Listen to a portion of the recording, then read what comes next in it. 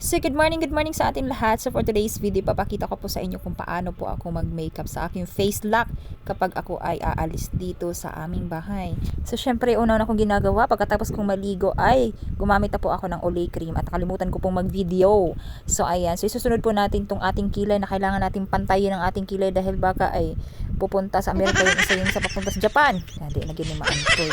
So ayan, inayos po natin ang ating kilay dito.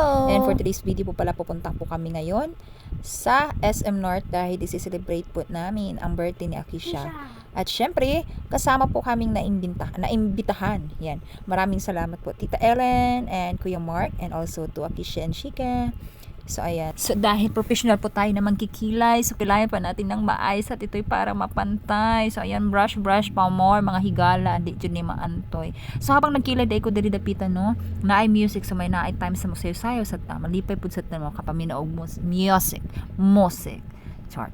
So ayan, look at that. Pantay na ba? Pantay na ba yung kabila o hindi pa? Pero parang nakikita ko ngayon habang ako naka-voice over ay hindi po pala siya pantay. So kailangan natin munang i-brush siya ulit at lagyan na naman ulit hanggang kumapag yung kilay at hindi na maging pantay. Oh my God. Sana all na talaga tayo sa mga professional mangkikilay dyan. So, nilagyan ko pala dito sa gilid kasi maputol ang ating kilay at baka sabihin ay nasaan yung kabilang kilay. So, ayan na. Parang feeling ko parang pantay na dito o hindi. Basta importante may kilay tayo na. So, ayan. Inayos ko muna yung aking buhok dahil bago po tayong ligo at medyo fresh pa tayo dyan dapita. So, ayan. Ang susunod naman natin, parang hindi talaga ako makamove on sa aking kilay. Parang hindi talaga ito matatapos tong kilay na to. Kailan kaya ito matatapos ang kilay na to? Parang nagdadalawang isip talaga kung matapos ba to hindi. So kailangan natin siyang tapusin, no? Dahil meron pa tayong susunod na ating ilagay sa ating mukha dahil para ito ay gumanda at kuminis at hindi ko alam kung ano yung susunod. So ayan, ang sunod pala natin dito ay blush on. Para naman hindi naman tayo sabihin na puro puti ang ating mukha na parang kinuha sa lungon. So kaya ba mo sa lungon? Basta mauna to. So lagyan nato ng pula-pula sa atong aping para ingnon po na pinky po no. Kanang kwan ba hamiso, nanya kanang murabag tag kanang Korean food bitaw no kanang murag pula-pula po na atong aping in town po para di po ta ingnon na luspad ra kaayo. So ayan, blend lang po natin. So napakaganda po talaga ng blush na to from O2O. Ayan.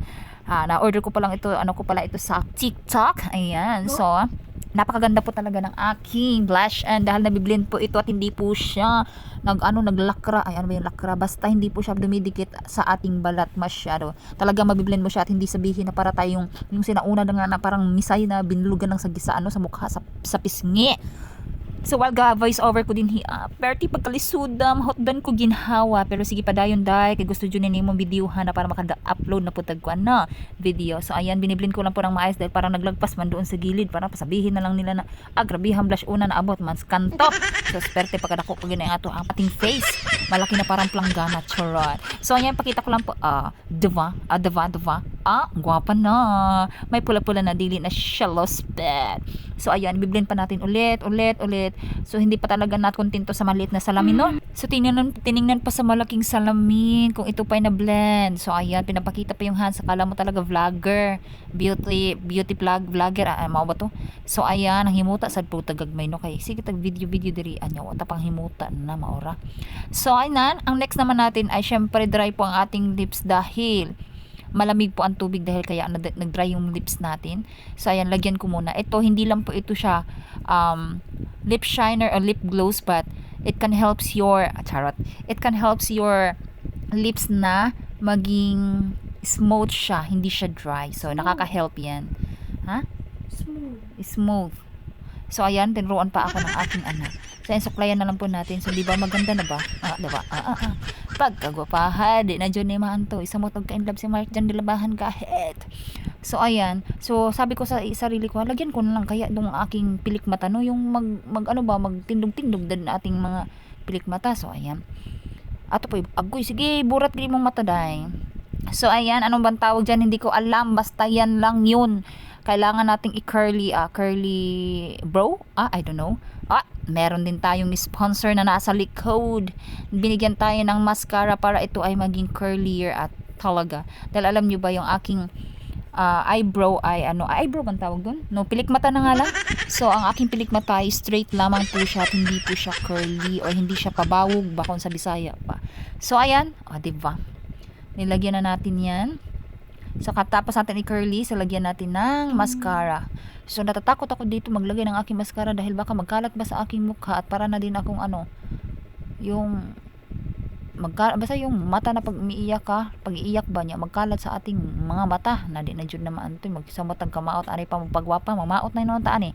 So ayan, antayin lang po ninyong matapos si Inday dahil nahirapan po talaga siyang maglagay. Ayan, diba? Sige, burat mata. Diba? Nag-curly na siya, nagbawag-bawag na siya gamay. May papout-pout pa. Di mantaw eh. So,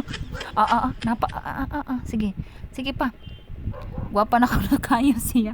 Di na dyan ni malupigan. So, maura to ang akong gamit no for everyday. Ay, hindi pala for everyday dahil minsan lang po pala ito. So, ayan, pagkatapos po pala, ay dinagdagan ko na ng aking lipstick na pinipili. Ayan. From Says Lady yan na lipstick. Ayan, salamin pa natin dahil parang feeling ko nagkalat dahil ginamit ko lang yung cellphone. So, ayan. At syempre, hindi to everyday use, no? Minsan lang itong gumagamit si Inday. So, hayaan nyo na. So, ayan. So, masakit habang aking pinipilik mata ang aking mata. Parang mayroong nakasabit or may nakasablay. Uy, sabara. So, ayan. Napakagwapa na, no? Hindi na dyan maantoy. Ay, sus. So, ayan lang po yung gamit ko. Olay cream. Tapos, naglagay ako ng pangkilay. Tapos, naglagay ako ng blush on. At yung naman yung aking para sa pilik mata ay minsan lang po iyon kapag naisipan ko lang din.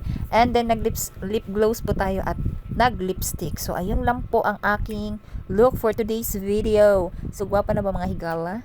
So, ayan, kimbut-kimbutan sa nato. So, before ta mo go out, kay gwapa naman kay ta, so, kailangan nato siya magpahumot. Kailangan nato magpahumot para dili po tayo na baho.